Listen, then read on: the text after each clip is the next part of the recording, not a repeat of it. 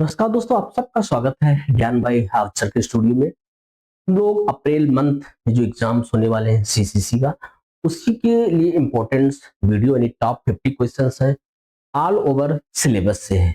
अगर आप सारी वीडियो यानी पूरे वीडियो को लास्ट तक देखते रहे तो जरूर इसमें से आपको 50% क्वेश्चंस आ जाएंगे आपके एग्जाम्स में, क्योंकि रिपीटेड क्वेश्चंस हैं।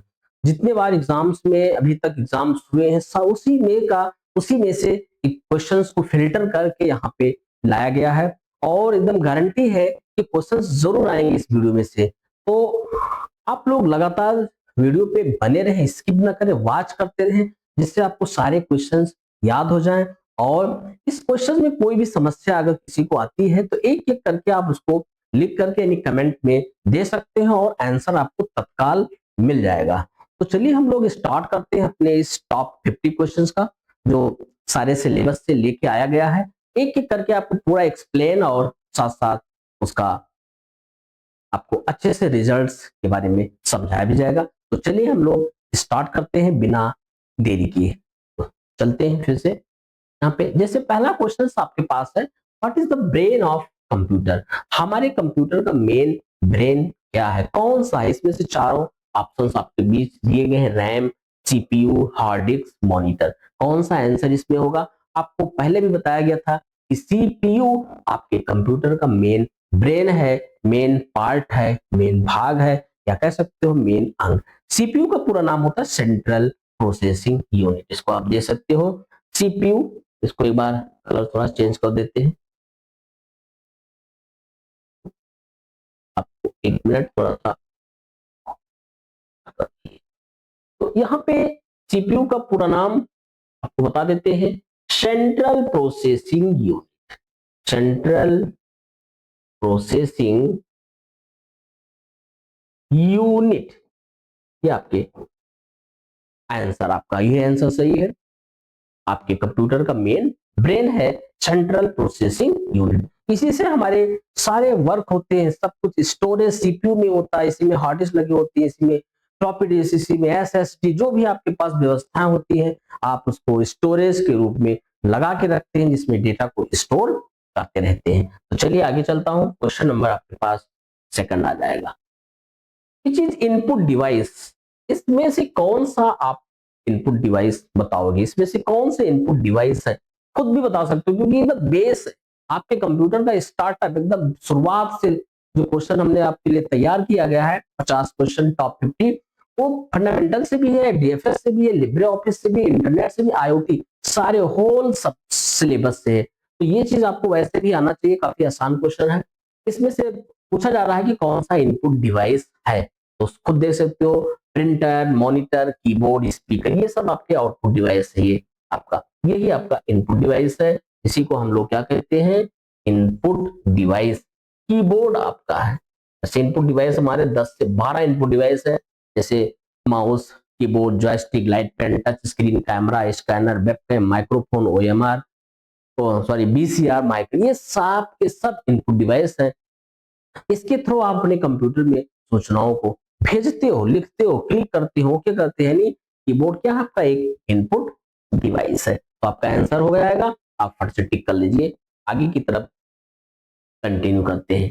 कंप्यूटर फंडामेंटल का थर्ड क्वेश्चन है, फुल फॉर्म ऑफ सीपीयू। काफी फर्स्ट, इसकी पिछले क्वेश्चन में आपको उसका पूरा नाम बताया गया है, आप खुद मैच कर सकते हैं। सीपीयू सेंट्रल प्रोसेस यूनिट, ये तो होगा नहीं। Central processing unit, computer processing unit, control processing unit, हमारा ये आंसर सही है। देखिए सब इसमें से मिलता जुलता है। सीपीयू का फुल फॉर्म उल्टा सीधा जो भी लिखा हो, लेकिन C for central, C for central, C for computer, C for control, तो आंसर, एग्जैक्ट आंसर हमारा यही होगा, सीपीयू सेंट्रल प्रोसेसिंग यूनिट। आगे की तरफ चलते हैं। सारे क्वेश्चन बहुत ही आसान है, वैसे ही अगर आप देखते रहे तो आपके आंसर याद भी हो जाएंगे, कोई कठिन नहीं है। सीसीसी को पास करना बहुत आसान है, बस वीडियो को देखते समय आप अपने आप को कंसंट्रेट में रखें, यानी यहीं पे रहें अपने वीडियो के सामने और वीडियो पे ही फोकस रखें। तो जितने भी हमने अभी तक वीडियो बनाया था, 200-250 क्वेश्चन का वीडियो बन चुका है। जो अप्रैल मंथ में एग्जाम्स होने हैं, पिछले 3 महीने से एग्जाम नहीं हुए हैं, जनवरी, फरवरी, मार्च। तो खूब अच्छे से तैयारी करें। ग्रेड अगर मुझे समय मिला है तो ग्रेड अच्छे आने चाहिए। यस ABCD, इसमें से यस सबसे टॉप ग्रेड होता है, ए भी बी भी है, वो ना तो कोई माइनस मार्किंग है। आप अच्छे से तैयारी करेंगे तो ग्रेड निश्चित है मिलेगा आपको। विच मेमोरी इज वोलाटाइल, कौन सी मेमोरी है जो वोलाटाइल है? वोलाटाइल का मतलब डेटा हो जाता है लाइट गुम होने पे। ये अनपरमानेंट टाइप मेमोरी है और वोलाटाइल मेमोरी है। कौन सा है इसमें से? रैम आपका है, रैम। रैम का पूरा नाम रैंडम एक्सेस मेमोरी है। तो पूरा नाम लिख भी देता हूं, random access memory, random access memory. उसके बाद read write memory, read write memory इसे कहते हैं, read write memory. Unpermanent type memory, अस्थाई इसे कहते हैं, अनपरमानेंट टाइप मेमोरी, अस्थाई मेमोरी है जो एक बार अगर लिखते हैं, लिखने के दौरान अगर कोई टेक्निकल फॉल्ट हुआ कंप्यूटर में या आपके पास लाइट की समस्या चली, बैकअप नहीं मेंटेन कर पाए तो डाटा आपका लॉस हो जाता है। और इसी को कई नाम से जानते हैं, एग्जाम्स में आते भी हैं और आ भी सकते हैं। तो इस तरीके से अगर आप इसको रेडी करते हो, तैयार करते हो तो पास होना निश्चित है। आगे चलें, चौथा क्वेश्चन पांचवा है, विच इज आउटपुट डिवाइस। अब इसमें से आउटपुट डिवाइस आपको ढूंढना है। अभी तक इनपुट डिवाइस ढूंढा गया था, ये सब हमारे क्या है? इनपुट डिवाइस है। ये भी, ये आपका आउटपुट डिवाइस है। इसे हम क्या कहते हैं? आउटपुट डिवाइस कहते हैं। जैसे प्रिंटर, प्रिंटर की स्पीड को DPI में मेजर करते हैं। प्रिंटर कई प्रकार के होते हैं, मेन दो होते हैं आपके, impact printer, non impact printer. Impact printer में डॉट मैट्रिक्स होते हैं, नॉन इंपैक्ट में इंकजेट और लेजर प्रिंटर होते हैं। तो अलग अलग सब सारे प्रिंटर का काम यही है, सॉफ्ट कॉपी को हार्ड कॉपी में निकालना। लेकिन उसकी स्पीड को जो भी मेजर करते हैं DPI में करते हैं। कोई 2400 DPI है, कोई कुछ DPI है, कुल मिला करके आप उसकी स्पीड को मेजर कर सकते हो DPI में, डॉट पर इंच। तो आंसर सही हो गया। यानी ऐसे ही देखिए कितना आसान लिखा भी है और आपको आसान तरीके से बताया भी जाता है। कोई बहुत ज्यादा कठिन नहीं है CCC को पास करना। अगर ये क्वेश्चन तैयार करते हो तो ओ लेवल के IT टूल्स में भी आ जाएंगे। IT का पूरा नाम information technology tools and network basic. तो चलिए कंटिन्यू करते हैं आगे की तरफ। क्वेश्चन नंबर आपके पास 6, बाइनरी सिस्टम यूजेज। अब बाइनरी सिस्टम आपको पढ़ाया भी गया था। बाइनरी सिस्टम, बाइनरी है, ऑक्टल है, हेक्साडेसिमल है। तो बाइनरी 0 और 1 के रूप में काम करते हैं, क्योंकि बाई का मतलब होता ही है 2। तो यहाँ पे देखिए 0 और 1 देख सकते हैं, यहाँ पे ये हमारा आंसर है 0 1। इसी को 0 और 1 के कॉम्बिनेशन को हम क्या कहते हैं? बाइनरी कहते हैं। 0 और 1 के कॉम्बिनेशन को क्या कहते हो? Binary system. आंसर हमारा यही सही होगा। आगे, विच इज स्टोरेज डिवाइस। अब स्टोरेज का मतलब होता है किसी को भंडारित करना, रखना, स्टोर करना। जैसे आपको पता है कोई भी डेटा को स्टोर कर सकते हो। किसमें स्टोर करते हो? कुछ ना कुछ मेरे पास कंटेनर होंगे। कंटेनर का मतलब जिसमें रखते हो। जैसे मॉनिटर कोई कंटेनर नहीं, मॉनिटर डिस्प्ले दिखाता है। कीबोर्ड से लिखने का काम करते हैं, माउस से ओके कैंसिल नेक्स्ट फिनिश करने का काम करते हैं। आपके पास हार्ड डिस्क है। हार्ड डिस्क क्या है? एक कंटेनर है जिसमें डेटा को रखते हो। कंटेनर, रखना कोई चीज, जस्ट कंटेनर। जैसे हम अपने घरों में तमाम प्रकार के कंटेनर होते हैं, उसमें अपने हम जरूरत की चीजों को स्टोर करते हैं, बाद में उसको यूज करते हैं। ऐसे यहाँ भी आपके कंप्यूटर में हार्ड डिस्क लगे होते हैं, या तो नया आ गया SSD, solid state drive. SSD भी लगा सकते हो। बस इन दोनों का काम वही है, चाहे इसको रखो चाहे इसको रखो, है वही स्टोरेज ही रखते हैं। आगे कंटिन्यू करो। Full form of RAM, random access memory, यही है।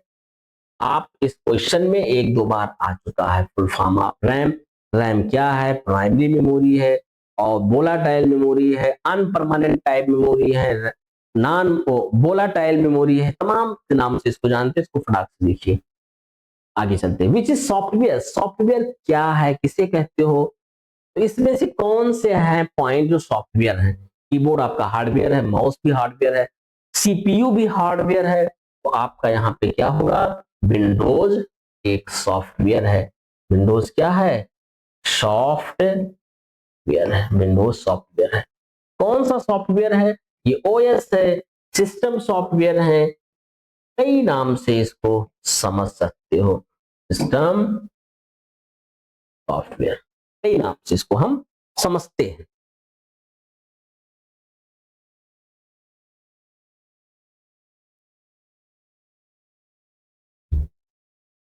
आगे की तरफ चले।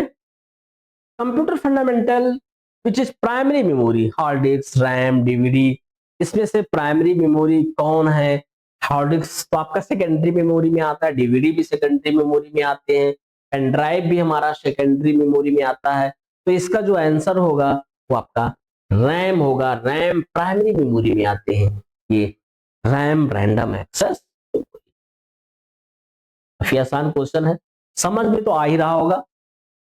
ये अब फंडामेंटल का, ये हमारा अलग अलग तरीके से अलग अलग चैप्टर से अलग अलग क्वेश्चन तैयार किया गया। 10-10 क्वेश्चन लिया गया था।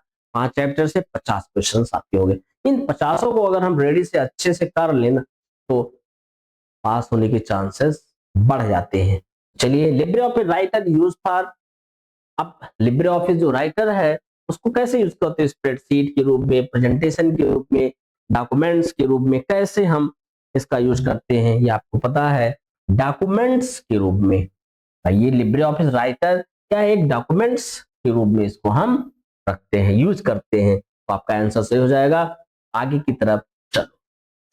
Libre office Calc is use for. Calc को हम लोग एक्सेल भी बोलते हैं। कैल्क लिब्रे ऑफिस में चलते हैं, एक्सेल माइक्रोसॉफ्ट ऑफिस में चलेंगे।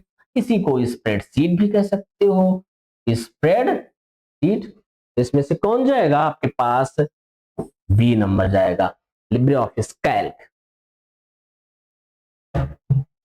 अब 13 पे चलेंगे, पूरा डिटेल्स बताया गया था।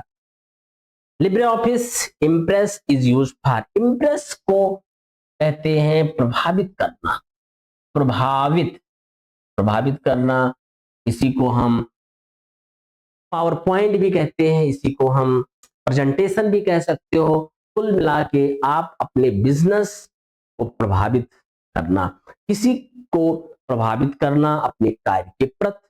चाहे कोई चीज बेचते हो तो प्रोडक्ट को अच्छे से डेकोरेट करके अपने कस्टमर के बीच में उसको प्रेजेंट करते हैं और उस प्रोडक्ट को अच्छे से लोग प्रभावित हो जाते हैं। सुंदर बनाओ, अच्छा बनाओ, पैकिंग अच्छा करो, यानी उसी को इम्प्रेस, प्रेजेंटेशन। तो आंसर हमारा हो जाएगा स्लाइड्स हो जाएगा। स्लाइड, स्लाइड के ग्रुप को प्रेजेंटेशन कहते हैं, स्लाइड के ग्रुप को इम्प्रेस कहते हैं। Shortcut for save, control plus S, control P, control C, control S. ये हो जाएगा आपका कंट्रोल के साथ एस, सेव होते हैं। Extension of writer file. अब एक्सटेंशन आपको देखना है अपने राइटर फाइल का। एक्सटेंशन क्या है?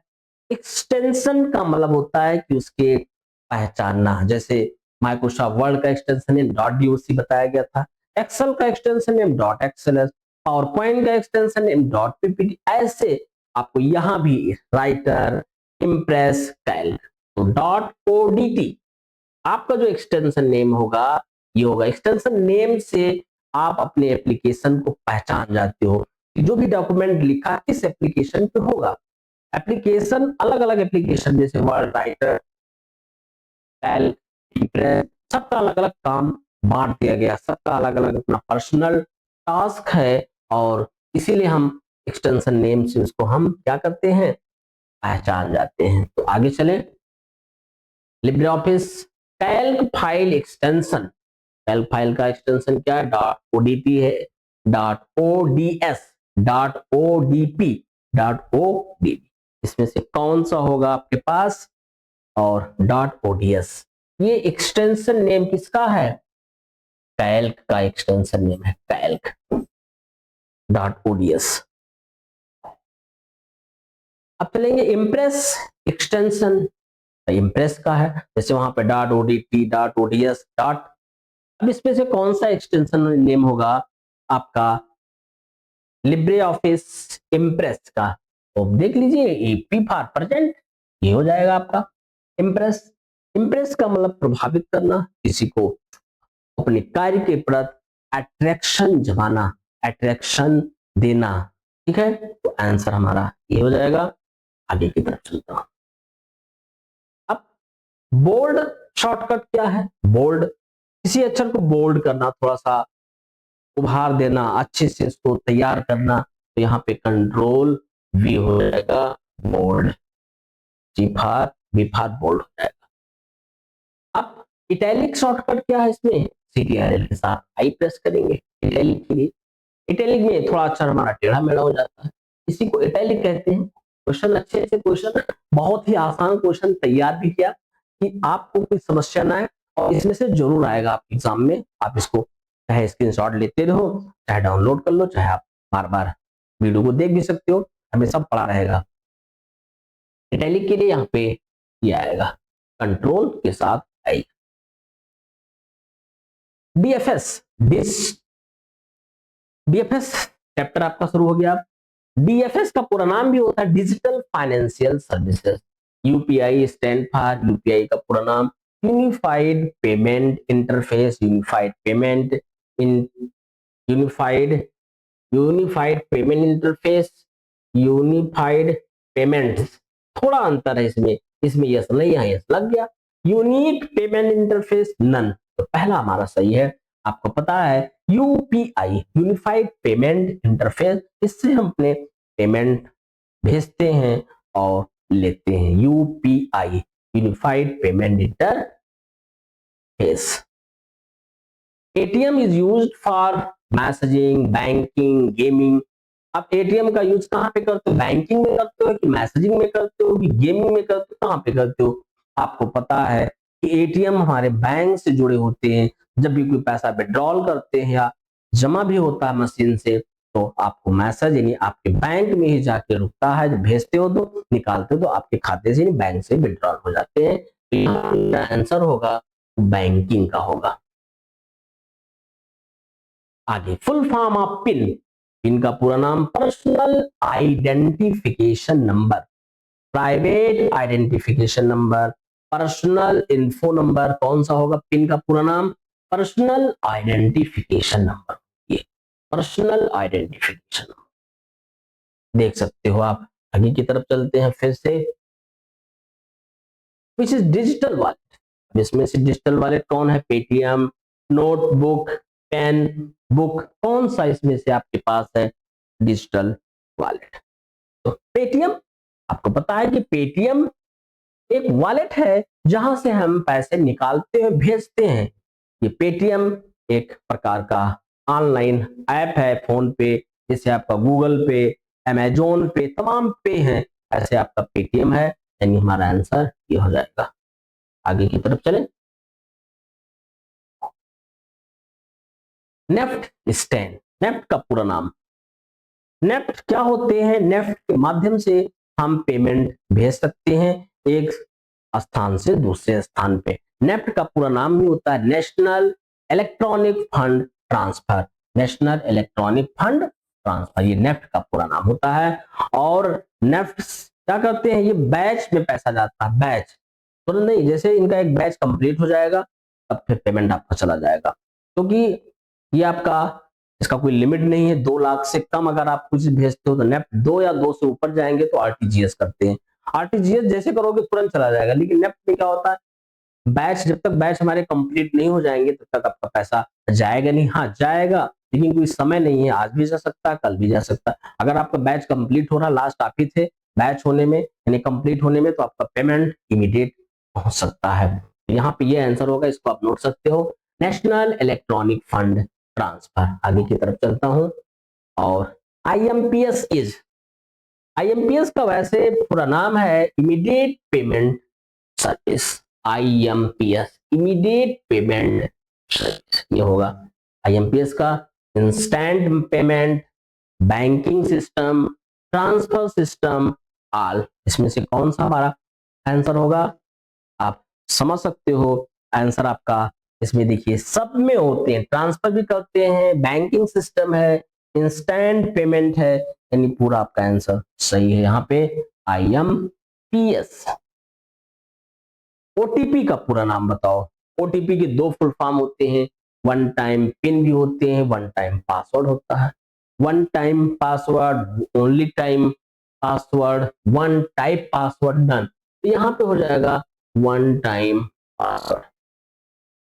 आपका आंसर सही है, क्या हो जाएगा इसमें? One time password.